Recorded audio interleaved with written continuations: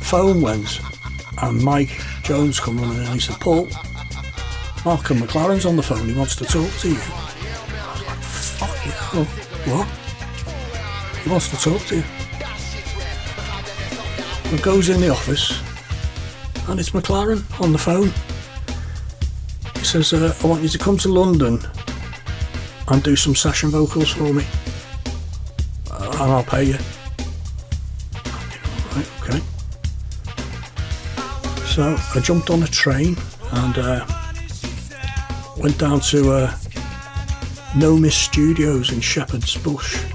That's a friend of mine called Faye down there, and we just went and sat in the park for a few hours and got absolutely fucking stoned. So by the time I turned up at the studio, I was absolutely fucking wrecked. And I'd never seen an industry standard studio before. And I walked in there, and Mclaren was there. I couldn't believe it. And we were the only two. I mean, I'm not racist when I'm saying this. We were the only two white guys in there. There was rappers in there and session musicians and all sorts, and they're laying down all these tracks. And I asked Mclaren about our manager. I said, have you been speaking to him? He says, oh yeah. I said, well, we've sacked him. And he said, your manager needed somebody to manage him. I'm not in the business of managing managers. And I felt so vindicated in what we'd done. And, you know, I spent 2 days down there. I mean, they were recording this track, and I'm sat there and I'm thinking, well, what the fuck am I doing here? Why has he rang me to do this? And it was some government advert, some anti-smoking campaign. And I remember sort of plucking up the courage and said to Malcolm, have you got any words? And he said, oh, you've got to write them now.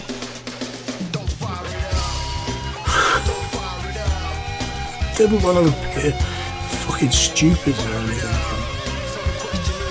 Just come up with all these lines on the spot and wrote them all down. And went into the recording room, and they're all in there. And I'm in the other room in this big fuck off studio on my jack, having to come up with lyrics on the fucking spot. And I don't know how the fucking hell I did it. I just sort of sung whatever come into my head. And then I went into the control room, and like I say again, I'd never seen anything like this. It was first time I'd seen all computerised stuff. And they just scrubbed away stuff and it just mixed and matched it. And they had this vocal line of me. And it sounded fucking great. Mclaren was chuffed with it. And last thing he said to me was, I was talking to him about, you know, and he was saying, you live in Wales, don't you? I says, yeah.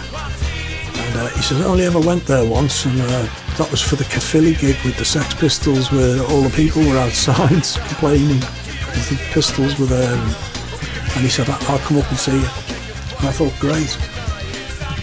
And so I went back to Rill, told all the lads what he'd said about Ed, and you know, we just sort of waited. S4C came in, BBC, and they were all doing features on us, videos and stuff, and it's such a shame that I haven't got the videos of them now. We've only got the HTV one. Got a 300 quid check off Mclaren. You know, I never got near it. Mike just sort of swooped it off me, gave me a photocopy of it, of his signature. And all these other checks were coming in with my name on them, and I never saw a penny of it, me or the band. It just all went in bricks and mortar into this studio. There was one night where we got another phone call, and it was Mike Jones, a different Mike Jones, at the Winding Studios in Wrexham. And he says, I've got Kim Foley here. He wants to see you. Well, like, who the fuck's Kim Foley? He says he's an American producer who used to manage the Runaways. All right, okay, yeah, that sounds interesting. So myself, Mike, Stuart and Dave, I think it was, we went over to the Windings in Wrexham, and he was there, and he was managing a band called Nylon Bombers, and fucking hell, he was saying to me, I'm the American version of Malcolm Mclaren. Malcolm McLaren's after this band, so therefore I want this band. And we're like, all right, okay. They both want us. And he said, I want a tape of everything you've done. Everything. And so we went away, and then I remember getting another phone call, and it was like, you've got to go on BBC Radio with Kim Foley on BBC Radio Wales. And Foley was on there, and he was saying, these GMX dogs, he used to call them, these are a phenomenon. These are going to be the biggest fucking band in the world, he said. And like I say, just fucking wrecked, stoned, and just sort of, yeah, whatever. And I remember he was auditioning other bands while we were there, and there was one band, and he sort of got them all together after they played, and he said, your drummer's shit, sack him now. And they said it to him with the whole fucking band sat, and then you could see how fucking uncomfortable they were with him, and he's like, you're going to turn down a deal with me because you won't sack your drummer? And it was fucking horrible. But there was worse to come, because there was a young girl there on her own, and he absolutely fucking humiliated her. Sing to my cock, you know, you're sucking me off, sing like you're sucking me off. And you've got a room full of blokes. There was another band, there was us, and it was fucking horrendous. Dirty old man. You know, he got found out years later that he was mucking around with fucking young kids and stuff like that. But he absolutely fucking humiliated this girl. And we said to her afterwards, come over to our studio, we'll record a demo for you. Well, do you remember he said something about he stabbed the drummer through the heart with the drummer's own drumstick? Oh, what the fucking bollocks. But he said to us, I mean, I remember him saying to us, I want you to do a tour of women's prisons. I thought, they're fucking rippers to bits. Done well. Yeah. And then he said there was this thing with, I want you to tour Japan, but it's going to cost you 10 grand. Mm-hmm. Where the fuck would we get 10 grand? Well, where did that come from in the first place? It was just a phone call to the studio, and it was just like, here you go, Japan. I mean, I've since found out over the years that is how things work. When you're, I mean, we didn't have management at the time, but you do buy on tours. Yeah. That is how you get seen. I since found out years later that all the top 10 places of the charts, that you buy them. Mm. Your record label buys them, so everything's fucking farce, really, isn't it? The whole fucking industry's a farce, isn't it? This is why, you know, you have people like fucking Simon Cowell ruining it all. Just everything's money and a good-looking face. Mm. But you have an outfit like us who were just organically a great band, you know, and it developed into something fucking huge. But we didn't have the money to do something like that. Mm. And the last conversation I remember with him was, it's a 5-album deal. You go away and talk to your solicitors, I'll talk to my solicitors, and we'll sort it out. And our solicitor was called Stephen King. Yeah. It's like, everything's just fucking nuts, you know. Did you come with us when we went to meet Kim Foley? I met him once, yeah. What do you call me? Boy Genius. I was about 21 by then. I was like, Boy Genius, okay. Yeah.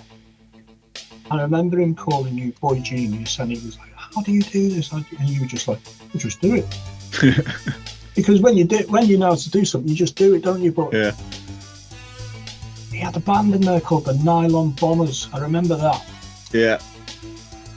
and one of the vocalists was putting some tracks down. I remember Kim Foley turning around and saying, "Roll him a joint." And Kim took it in and made him puff along. Yeah. This guy threw a massive whitey while he was recording his vocal. Yeah, he was a strange guy, Kim Foley. The GMX Stuns, it was ahead of its time, really. I Absolutely. think. Absolutely. You know, it came just a couple of years too early before computers came out properly. Yeah. Because we had Dave Jones, he was 16, 17, Yeah. but he was a wizard, wasn't he? Yeah. Absolutely. Really clever lad. And I remember when we met Kim Foley in the studio, and he called him a genius, but Yeah. he was like, how the hell do you do that? You know, Dave was, well, I just do it. Yeah. And that's coming from Kim Foley, who was, 30 years into the industry at that point.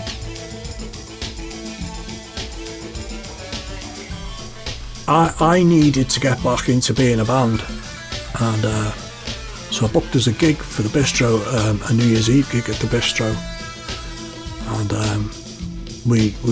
we brought some people in to do it, and we brought a little fella in called Dave England, and he had an electronic kit, and it sounded fucking great, but it wasn't Hughesy, you know, it wasn't him, and Dave shifted back onto bass, and Steve Jones, not the Sex Pistol, that's what we used to call him, not the Sex Pistol, so that you didn't get mixed up, you know.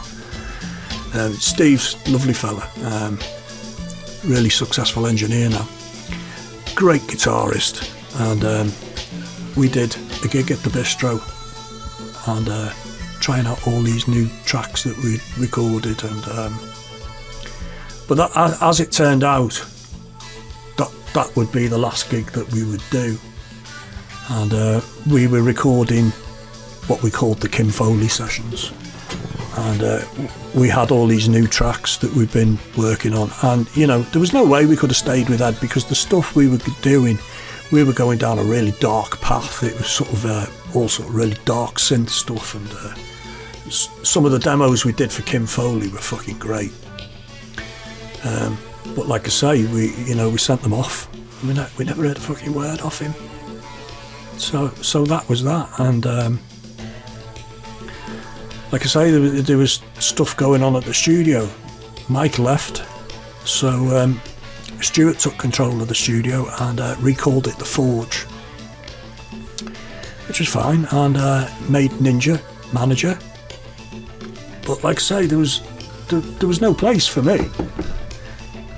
There was no job for me, and like I say, Sarah didn't want a job. She was just she invested in us, you know, probably hoping to get her money back if the studio was successful. Stuns came along just a couple of years too early, you know, because you had the internet and everything. You know, if we'd have fucking had that back then, you know, the damage we would have done. I mean, we made a fucking noise without any of that.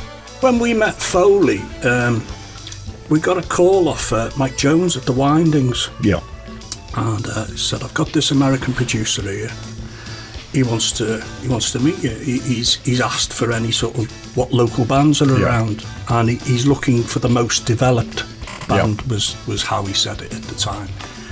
And we went over, and I didn't have a clue who he was, but I was just told that he was the American version of Malcolm Mclaren. Very much so, but a lot scarier.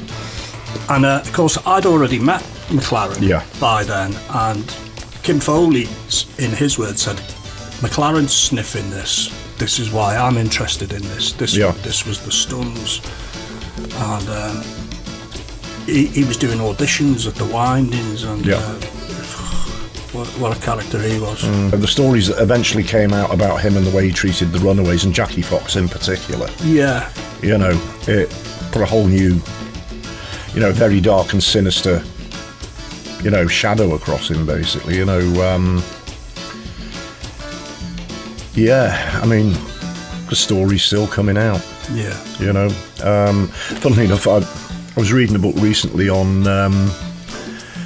the Charles Manson killings, and Foley was in LA at the time, and you got the impression nothing was actually said, but the impression was given that Foley was mixed up with the family at some point.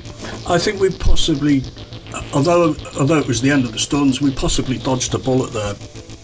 I mean, later on, I saw, there's a documentary on Amazon about people like him and Yeah, his Savenglis, they call him, or whatever. Yeah, some pretty dodgy stories about him with the Runaways in particular. Yes.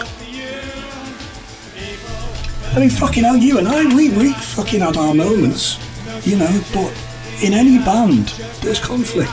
Oh yeah, you've got to have a conflict. And especially when you've got strong personalities. And, like I say, I didn't know you back then like I know you today. I was closer to Carl than I was to you, and sort of, when you came into the band, we clashed at times. We were always going to, but fucking another day I remember you fucking, how you never fucking took the head off, I don't know, but you swung and put your fist through the fucking door instead. And those fucking lads in Stone. Oh yeah. Giving a shit all the way through the fucking gig. Night. Yeah. We got outside and they're there fucking bashing on my window, and you fucking jumped out the next minute, they're sliding down. Got a couple of lads, haven't I? Talk about fucking Liam and Noel. We had our own version.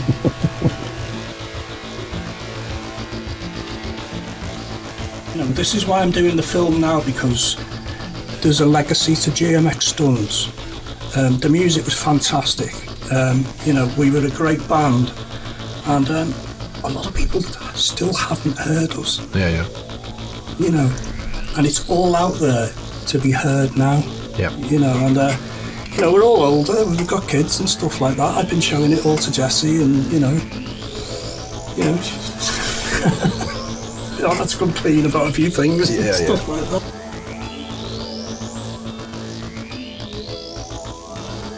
I say we all had our roles to play in the band, and why it stopped, unfortunately. Carl, can you put your hat on for me a minute?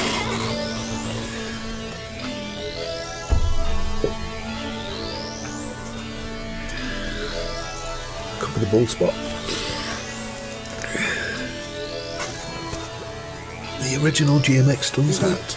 Pull into the camera so we can see it. Yeah. There's the original GMX Stones hat. Now, I remember being sat in my flat, and Stu was doing some artwork for us, and he'd just done this cracking drawing for the front of one of our cassettes. I've got it on a t-shirt now.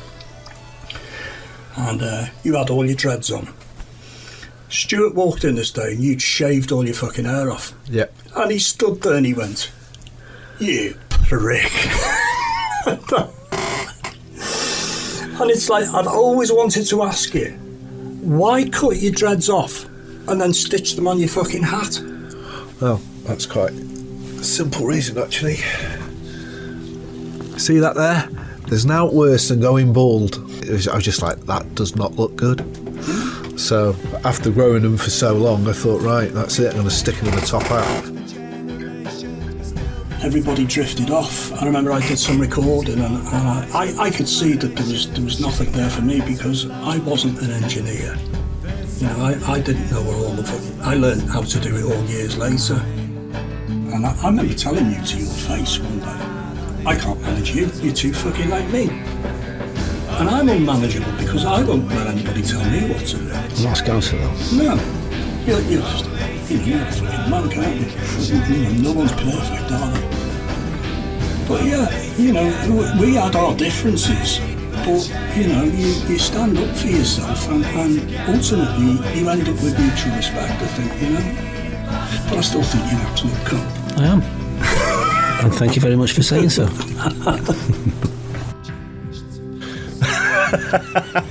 In some ways it's probably just as well there's no photographic evidence. Yeah. I would imagine you'd have certainly pissed off people like the CIA, and it'd have been a global hit on you.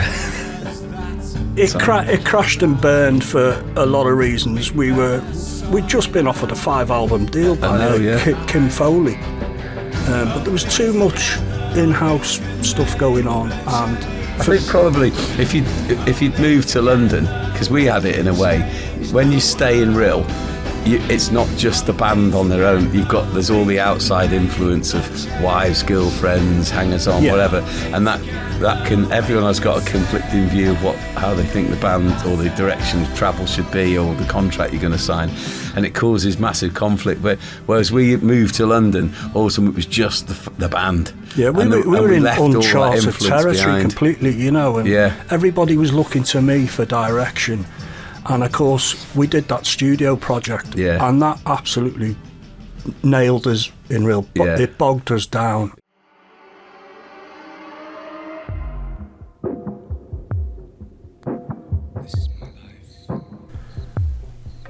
I didn't know where to go.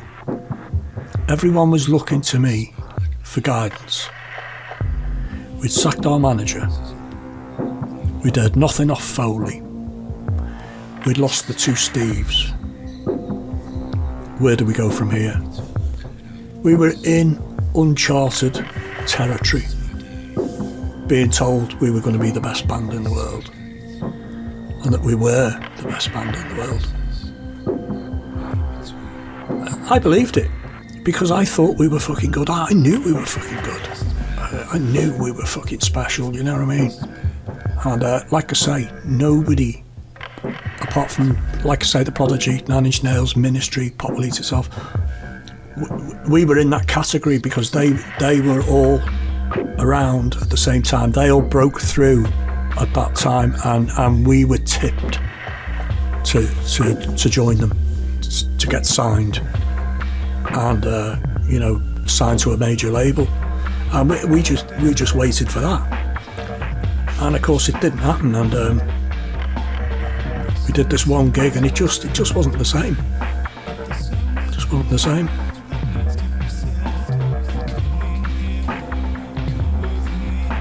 So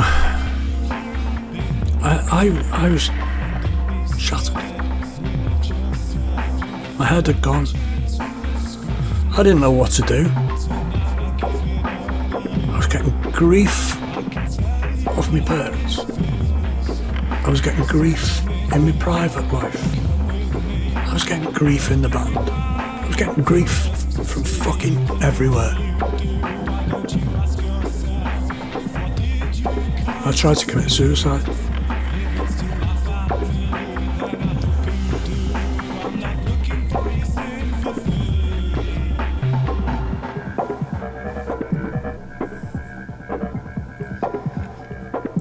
I obviously didn't want to do it, or I wouldn't be here today, would I? But that's how I felt.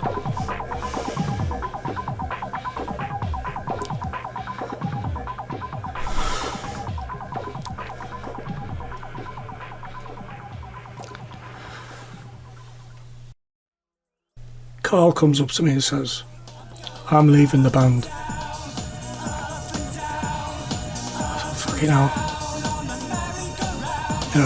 It just fell apart. It was a really difficult situation having 2 brothers in a band, because they were very, very different. I couldn't manage that. I couldn't get in between that, and I wouldn't.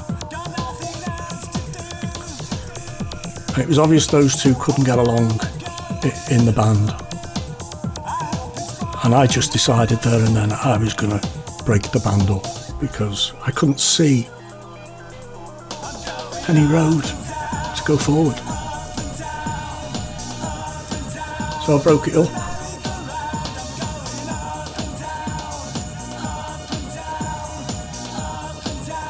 I didn't feel worthy. I mean, I've got friends who've committed suicide, and they say it's like a fatal breakdown, meaning that if you want to commit suicide, you just fucking do it.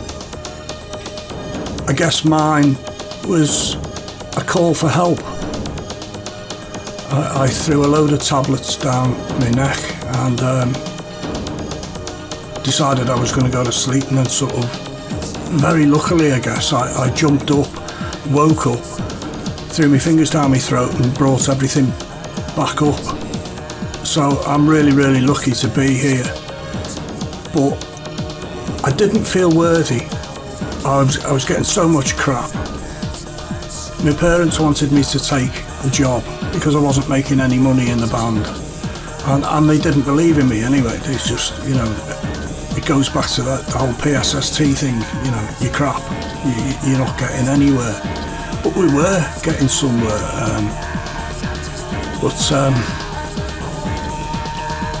I was a dad by this time as well, and I wasn't able to see my child. I was deemed unworthy as a father because I was living in a fucking squat. And like I say, there was just constant fallouts in the band, and the grief just became unbearable. And after my suicide attempt, I went to see the doctor, and the minute I mentioned that I smoked weed, I was just sort of thrown out the building, really. Oh, drugs, no, not dealing with that. And there wasn't the attention to mental health back then, but I was diagnosed in 1992. I was having problems.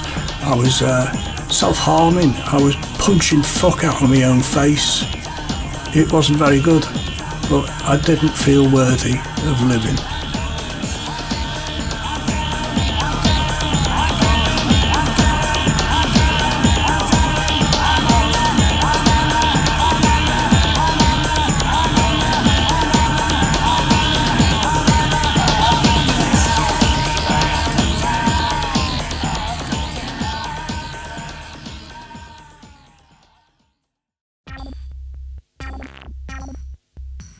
I was still going to the studio, and there was a guy called Mark O'Grady in a band called Jurassic Punk from Rill. They'd supported us, and Stuart and Ninja had got him in doing work experience for the summer.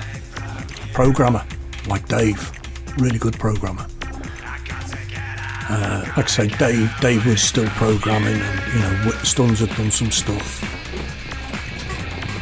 And I'm sat there one night and a few spliffs and stuff, and listening to Mark programming. I said, "Do you want to do a track?" "No." "Yeah." "Okay."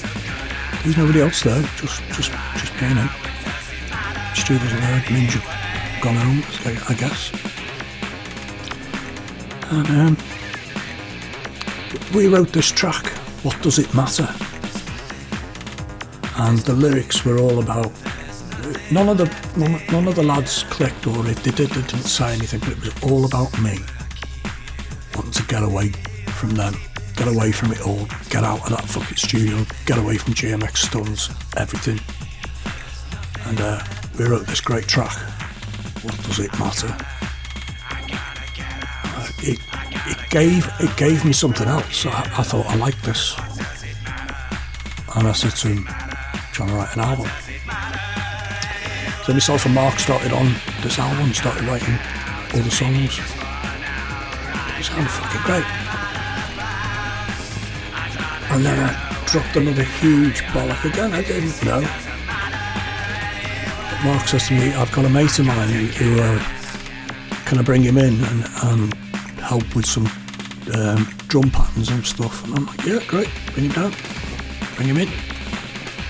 So there was three of us, but me and this fella didn't hit it off at all. I found him a loudmouth, arrogant twat, and we were clashing, but he was Mark to me.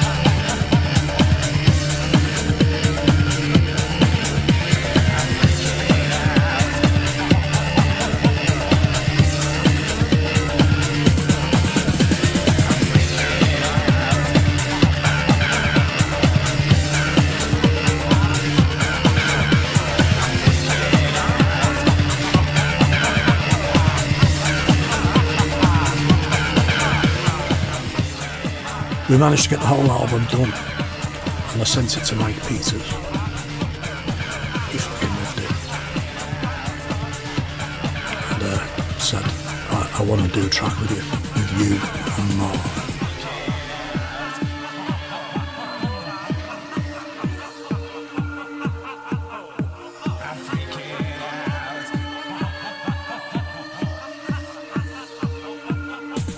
So yeah, it does the Sentient album. Smoking joints laced with Prozac and skunk.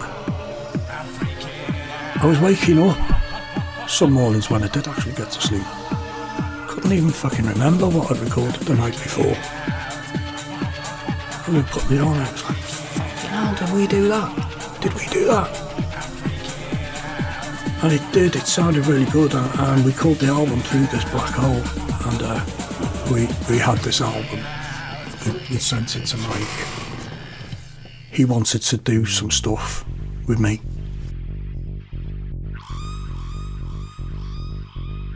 One of the best things that come out of that very short time in the studio was when you come in to do The Message. Yeah, that's it. It was great, that. I'd sent you a tape of some stuff I'd done. And, Yeah.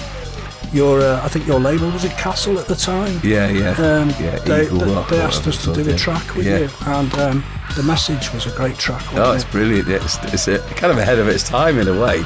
I think it's like an undiscovered. It still sounds brilliant today, I think. The message of the lyric is timeless, isn't it? It's one of the great lyrics of all time, I think. We went to London, we spoke to Castle Records, and they said, I want you to do some tracks with Mike Peters. We were like, yeah, great. You know, it's what I was been waiting for, you know, something else to drop in my lap. And went back to Rill, Nadal, back to the studio, and Mike Peters came in, and we did a great track, The Message. Absolutely brilliant. He still plays it to this day. And me and Mike recorded together on a track, and you know, I'm pretty proud of that. And I know Mike loves it, and he was made up with the job that he did. After we did that, we all went down to Henley.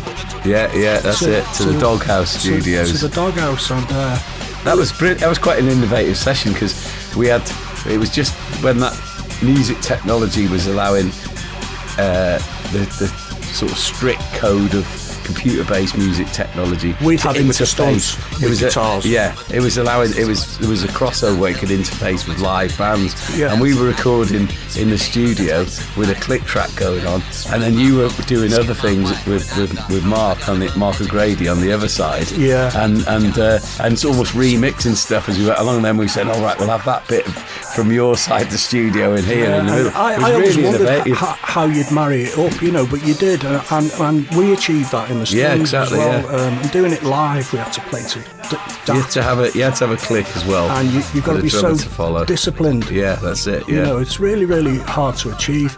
And of course, Billy was there, wasn't he? Billy Duffy, Mr. Duffy, yeah, big Man City fan. Yeah, we say less of that now. Yeah, they're doing a little bit better now than they were. We always have banter about that. We stay in touch all the time, me and BD.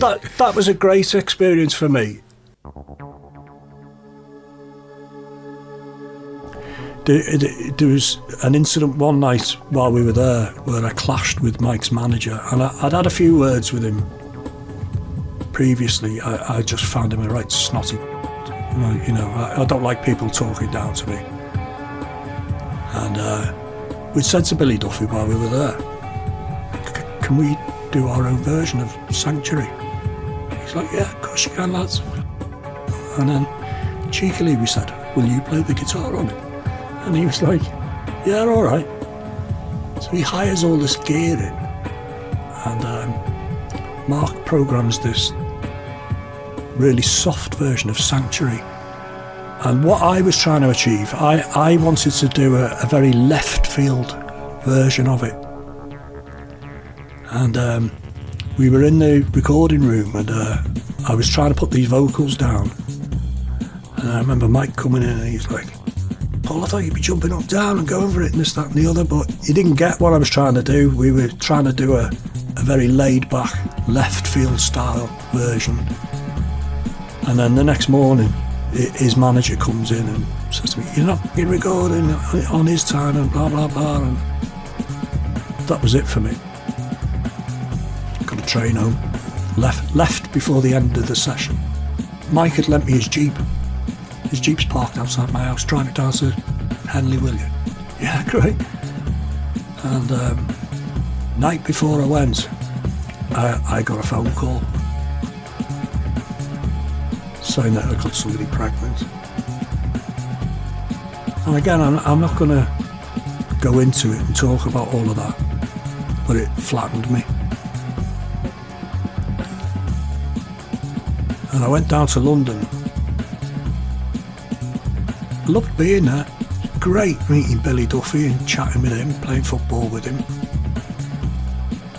And worked on these 2 tracks. Mike was in the main room working on these tracks, and we were doing all these electronics in the back room. But at that point, I didn't know how to program. And it was such a frustrating time for me. My head was elsewhere. I'd been brought down there to get these tracks sounding like sentient, which is what Mike wanted, but Mark was the programmer. And I, at that point, didn't know how to do it. So all I had was a vocal opinion.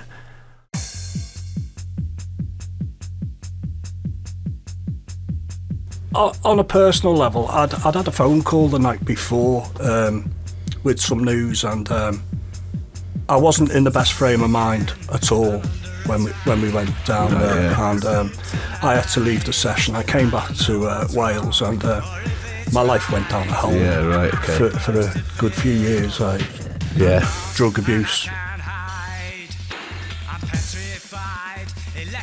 But the good thing that came out of that was I'd been watching Dave and Mark program for years. Yeah. And I taught myself to. Yeah, I know you did. And I really admired that about you. You know, I think that's what is the mark of a good artist, good man. You see something that you can't do yourself, and then you apply yourself and think, I'm going to learn how to do that. It took me months to do it. Of course it does, yeah. And when I was in the band and I was writing songs, I could never convey what it should sound like in here because I couldn't play it. Yeah. And all of a sudden, once I'd learned to program, I was able to translate my music how I believed it should sound. Yeah, and that's liberating, isn't it?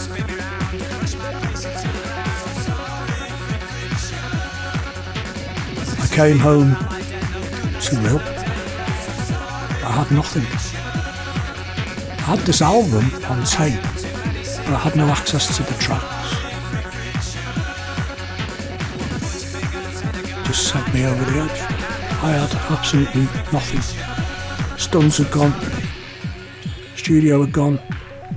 Sentient had gone. All I had was a cassette with these tracks on, but they'd been taken off me and I couldn't access them. That was where my dream ended.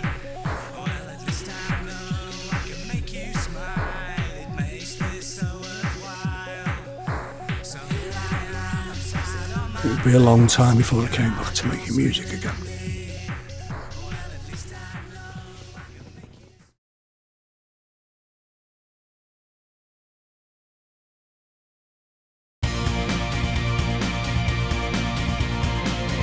It's amazing what you're doing locally, Mike, and bringing people into the town. You've got the chapel apartments, and how fantastic is it for the Alarm fans to come up and watch Mike Peters DJing on a Friday night.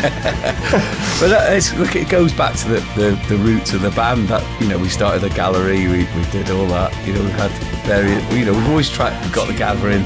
They're all extensions of do-it-yourself music, isn't it? And I like to be involved in music. I'm not one for staying in, and if I haven't got anything to do, I like to get out and about, go and see a band, or, you know, go down to the Red and DJ when I'm home. And I love playing other people's music. I love playing my own music as well.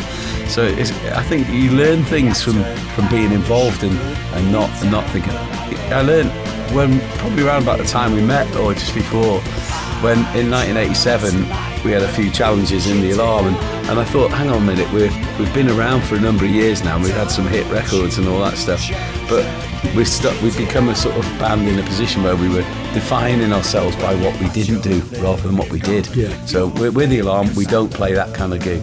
We're the Alarm, we don't play that kind of music. And then all of a sudden, all these other bands like the Stone Roses are coming along, doing things that we didn't do. Yeah. And I'm thinking, hang on a minute, we're cutting off, by saying we don't do that, we're actually cutting ourselves off, because as time goes by, you have to change and adapt, and It's completely different everything era comes now, full isn't it? circuit. You say no to something, and 6 months later you've got to say yes to it. So, you know, and I had a few life challenges myself, so my philosophy then was say yes to everything and do it all. Yeah, you're doing absolutely brilliant, mate. And you know, you're living Well, we're life. surviving, aren't we? You're living life to the full. That's it. You know, yourself, and what a life for your two boys. Oh, it's great, yeah, they're You know, brilliant. taking them They're out on into the road. music, and Evan, my son, will DJ as well if I'm not around. And I've just taken he's Jesse. been rehearsing with his band this morning, and Great. you know, they're both playing piano, and they help me out when I'm going, Dylan, what's this kind of chord? And he's working out on the piano for me. I and know all that. taking It's great. Jesse travelling last year was It's great. it's been liberating for me. Passing it on. It's the legacy, She's isn't it? Playing a bit of guitar now as well, and mentally I'm in probably the best place I've ever been in Well, my that's life. good for them. I'm at peace. Yeah, and, good. That's why I'm able to revisit this story, and I believe that it's something to really, really celebrate. Absolutely. The music's fantastic. Just because you didn't go and play in America like we did doesn't invalidate the music. It was still No. brilliant. It was almost ahead of its time. That was the People part will of see it. what we did, Yeah. and I don't believe that there's been a scene like it ever since then. No. It was, you know, it was like almost the last bastion of punk in a way, wasn't it? Yeah. And you know, the Britpop thing came along and changed the dynamic. And you know, we're football fans. When we started up, when we were playing our music, you couldn't like the Enemy hated fans who liked football. You know, we had. I was wearing my Man United shirt on the Strength album. We got slaughtered for that. No one's perfect, mate. 10 years later, along come Oasis wearing Man City shirts Yeah. and awarded for it. It's you know, it's like the music press couldn't understand what football culture was about, but it was just an extension of real people, just like punk was. It was I couldn't understand it, but hey ho, we survived, we move on, and we're still here. Yeah. And we're going to be here for a while. Of course we are, mate. Brilliant to talk to you, mate. Awesome.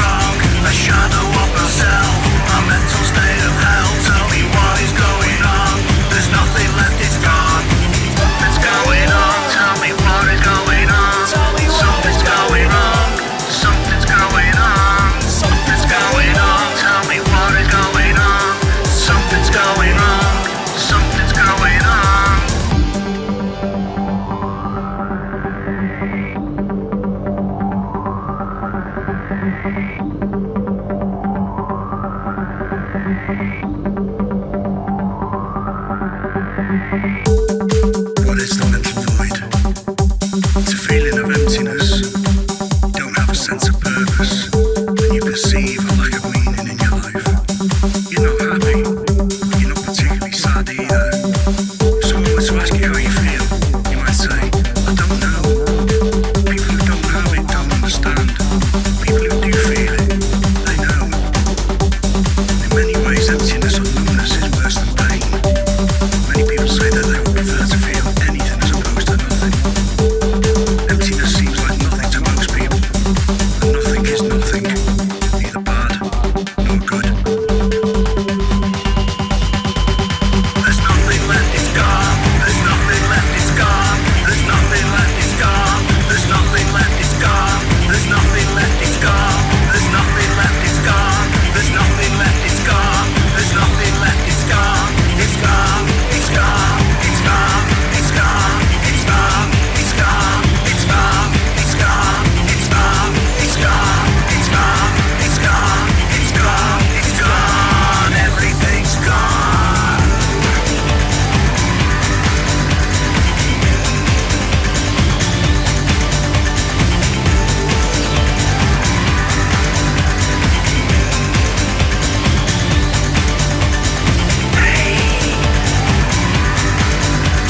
Depression, loneliness, utter despair, pain, depression, loneliness, utter despair, pain, depression, loneliness, utter despair, pain.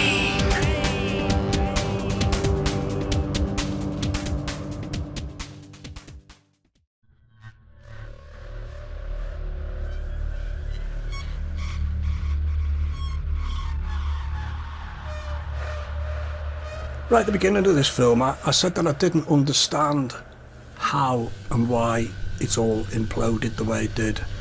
Having now spoken to everybody, apart from Steve Hughes was the only one we couldn't get, but I managed to speak to all the Stuns members and go through the story, and everybody remembers different things, but my recollection of the end of the Stuns was that it wasn't very nice. I carried on for a little while. I did Sentient, I did stuff with Mike Peters, so the end of the Stuns happened, and everybody just sort of dispersed, and we never ever really spoke to each other about it. Nobody was individually to blame. It's easy enough to point fingers and say if this hadn't have happened and that hadn't have happened, things might have been different, but it happened the way it did, and the thing to celebrate now is what we did, and the music, definitely.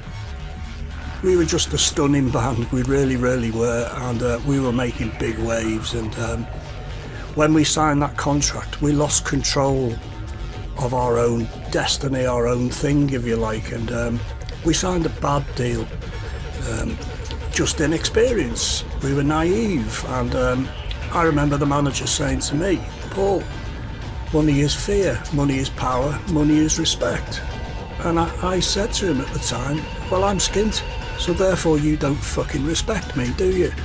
And we just clashed with him all the time, and he wasn't a bad manager, he was just the wrong manager for us, and we were absolutely the wrong band for him.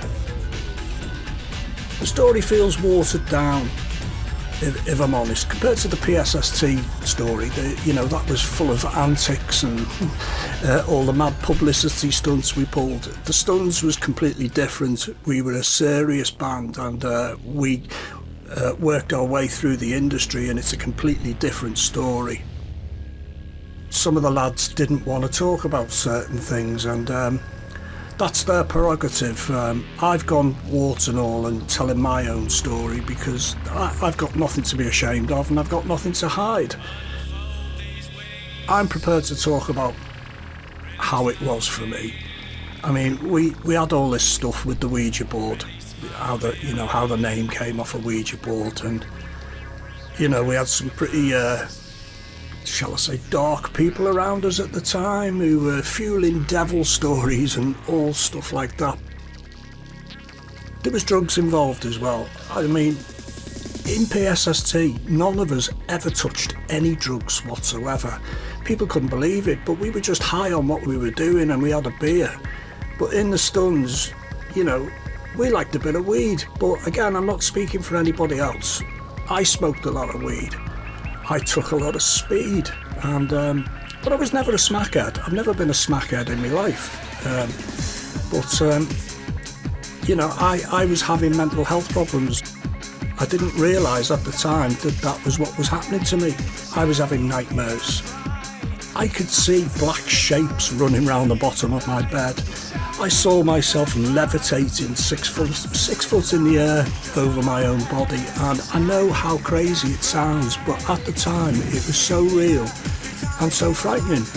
And all these nightmares I was having, I only found out years later on that it was a thing called sleep paralysis, and another thing called old hag, which has got sort of mythical status really, but if you look it up online, it's very, very real, and it's very, very frightening. And I suffered with that for many, many years, and I still get it sporadically now, but thankfully not as much as I did years ago.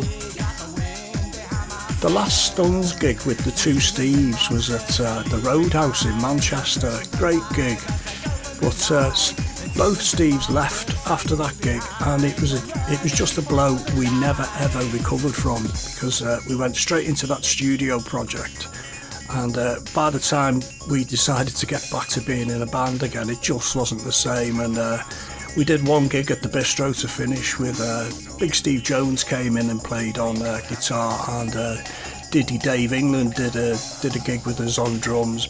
It just wasn't the same, and it was the end of the Stuns. I broke it up after that, after Carl said he was going to leave. I just didn't see any way for it to go. I'll say special thanks to Sarah Newton, who backed us with the studio. Massive help, and forever grateful for that, Sarah, thank you. And also want to say thank you to everybody who's taken part in this film. It's been amazing to talk to everybody, share everybody's stories after all these years. When I went down to Henley with Mike Peters, and I ended up leaving that session due to personal reasons, I didn't realise at the time that was the end of my dream, making it in music. At the time you just think something else is around the corner, but it actually stopped there for me, because I had to take a job, I had to be responsible, and I just had to lead a more responsible life. I spiralled into abuse and drugs and stuff like that, and I didn't get myself sorted out for quite a few years. I didn't really get myself sorted out until Jessie arrived, really, and that was the kick up the arse I needed to get myself clean. And if she hadn't come along, well, she saved my life. She absolutely saved my life.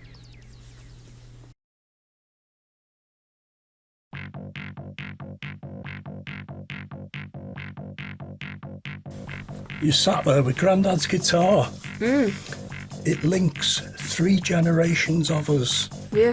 Starting with my dad, your granddad's band in the late 50s, early 60s.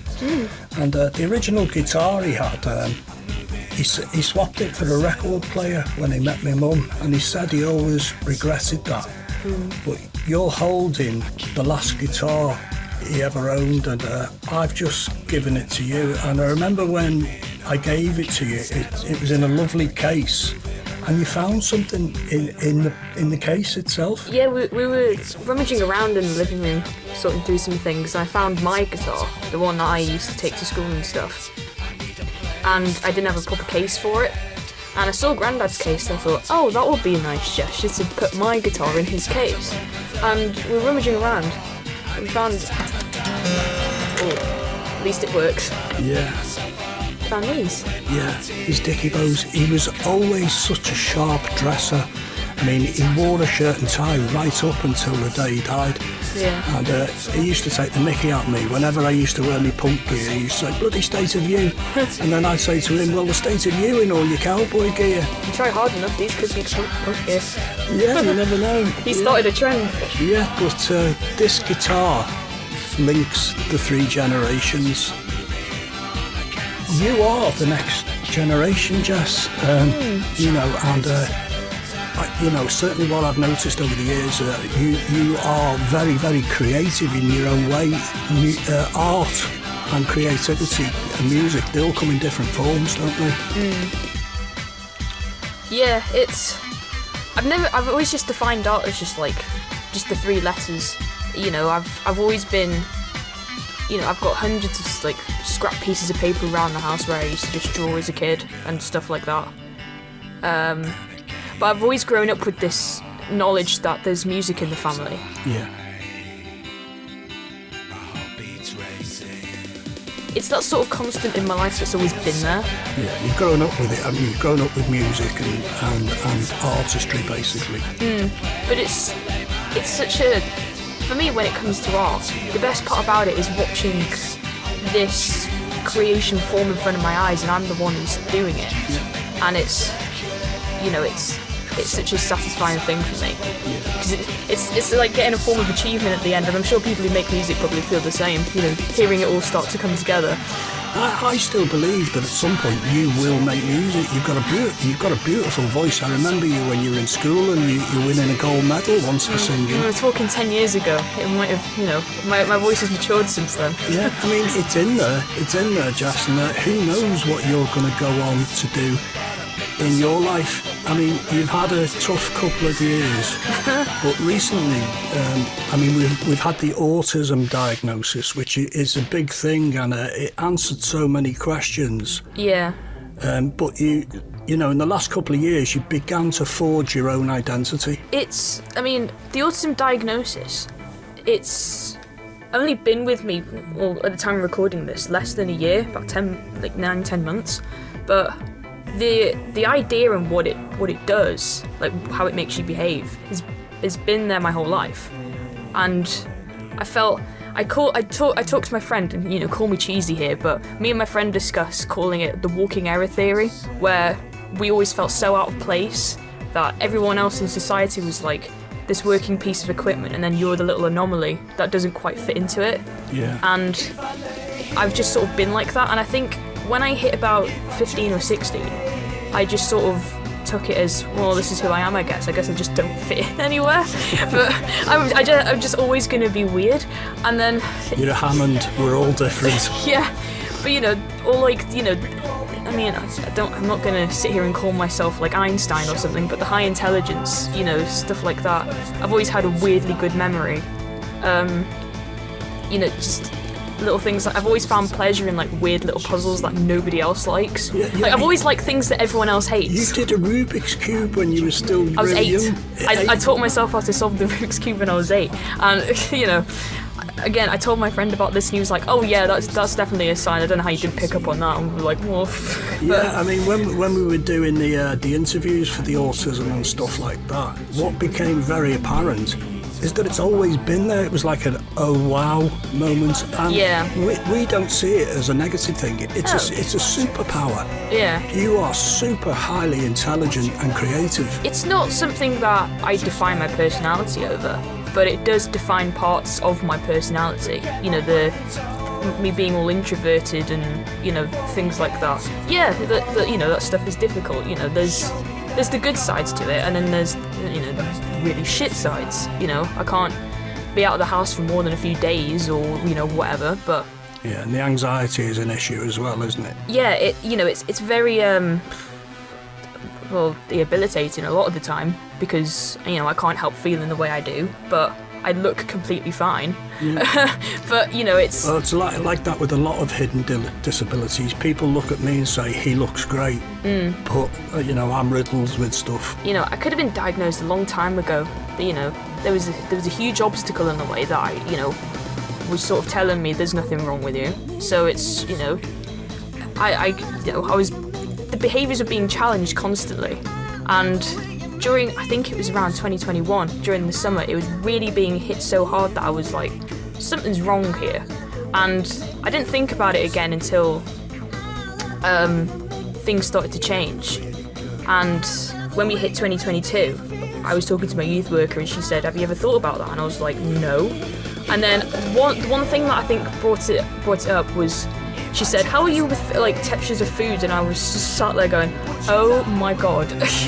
Because the other person in my life was like, oh, you're just being silly with food textures and stuff. And I was sat there thinking, I can't help this. I'm gagging something I don't like and I can't figure out why because nobody else is doing it.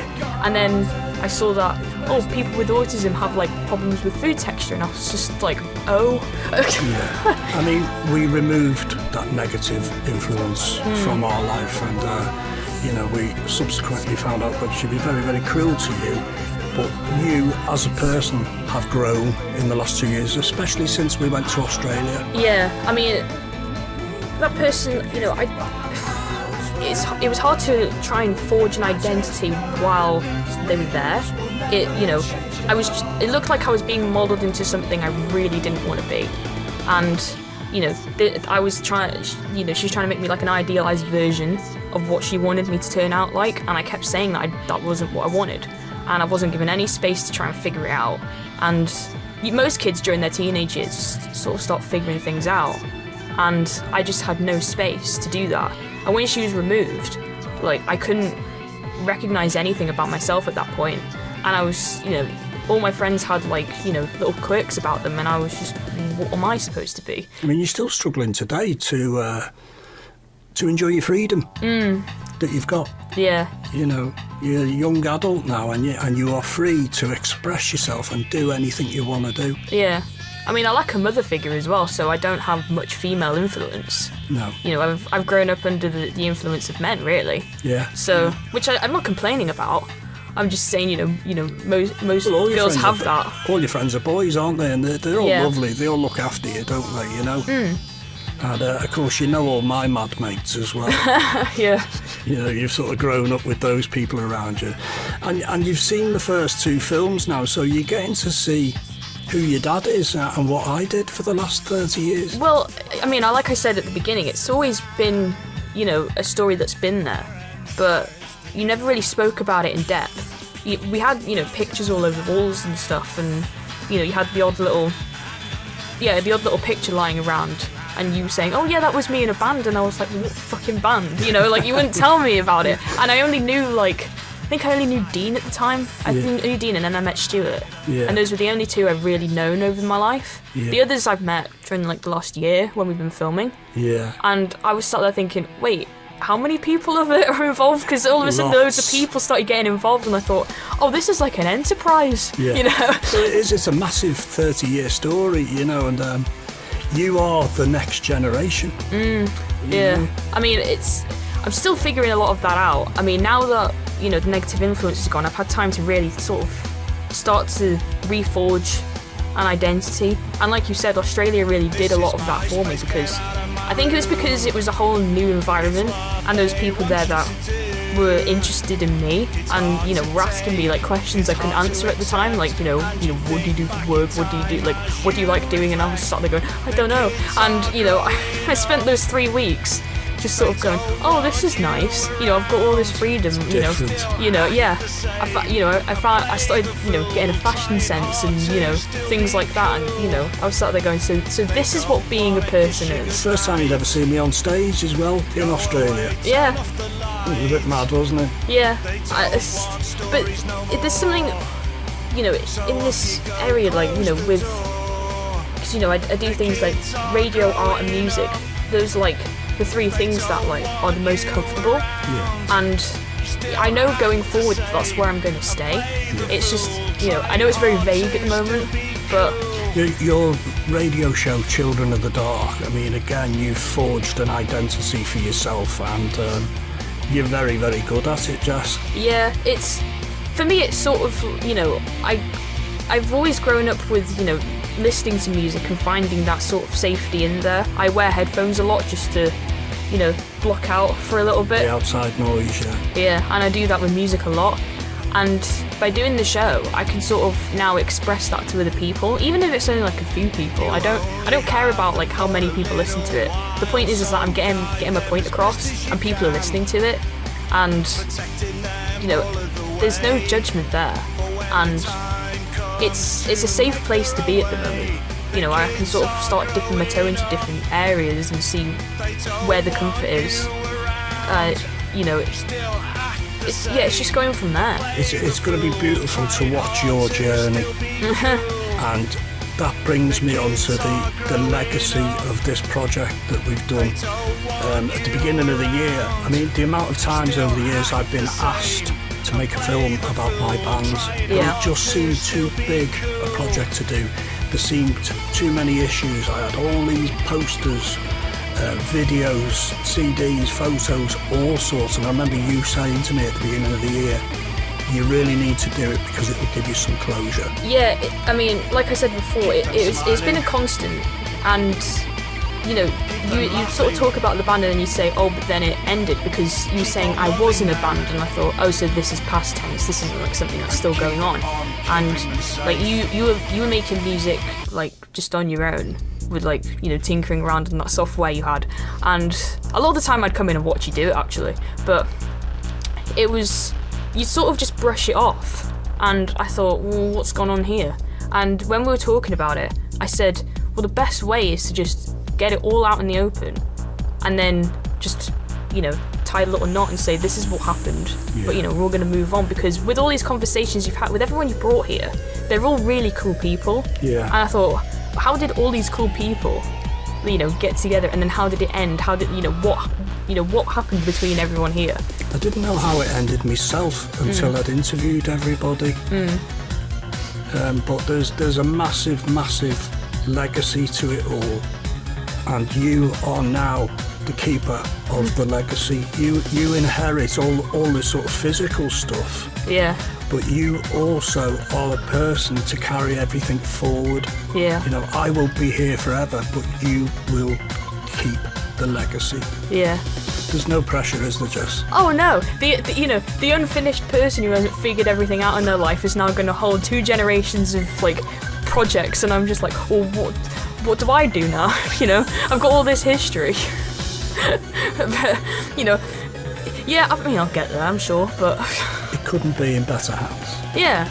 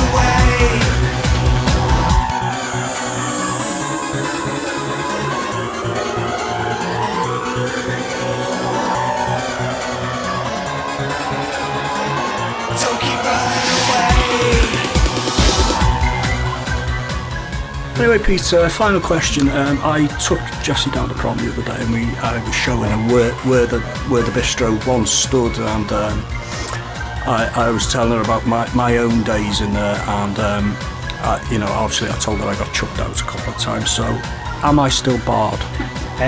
Yes. Good. I think, yeah. Good. The longest bar in history.